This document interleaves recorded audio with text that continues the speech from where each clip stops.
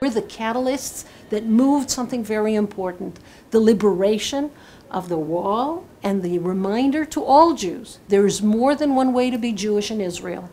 The Western Wall is the epicenter of the struggle over Jewish identity today. Anat Hoffman is director of Women of the Wall, who seek to break the site's ultra-Orthodox monopoly, securing freedom of worship for women, including practices reserved in Orthodoxy for men. An important religious leader in this region was able to make a revolution with 12 followers.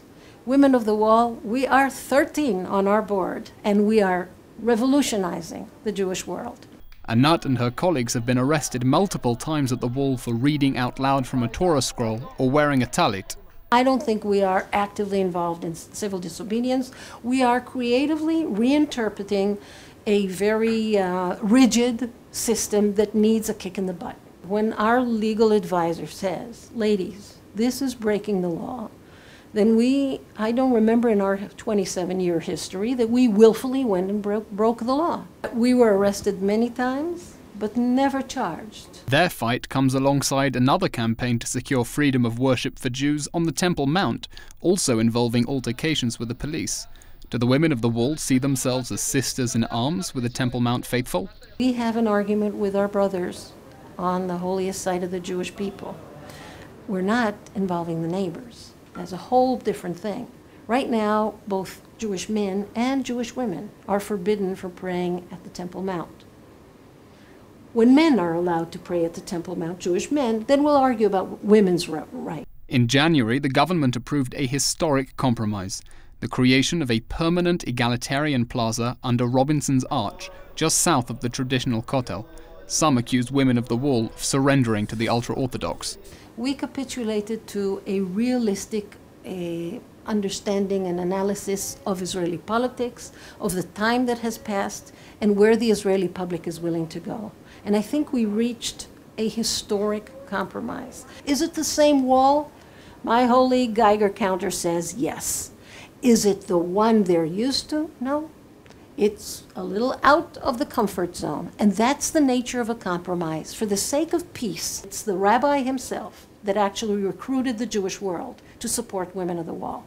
By badgering every little girl to wear a shmate, enough is enough. He should have his plaza, he should run it as strong as he can, we should have ours, and we'll see where the 9 million visitors go. The ultra-Orthodox rabbinate is strongly opposed to the compromise on the Western Wall. Do you see this plan as likely to happen in the end? I have faith that it will happen. Sadly, the problem is the Prime Minister of Israel, who has given them the keys to the holiest site of the Jewish people. They're abusing this monopoly, and it's time to take the keys back. Many would argue that the reason that the cause of egalitarian prayer has failed to make headway in Israel is not because of the objections of the ultra-Orthodox, but the disinterest of secular Jews. I think Israelis have a lot of learned helplessness. And the reason that Israelis are not trying to counteract the Orthodox monopoly is because they think they will fail. Diaspora Jewry is heavily invested in the cause of religious pluralism in Israel. Is it fair for them to make demands when they're not citizens of the state? Every Jew and Jewess around the planet has a duty to voice what they think are the Jewish values of the Jewish state. Are they ethnocentrism, racism, chauvinism, or are they pluralism, equality, and tolerance? And if you are not, Zionism is not a spectator sport. If we call this country, Israel, a Jewish democratic state, then all Jews are part of it. If we want to call it just the Israeli state, that's a whole different thing. Israel is way too important to be left to the Israelis.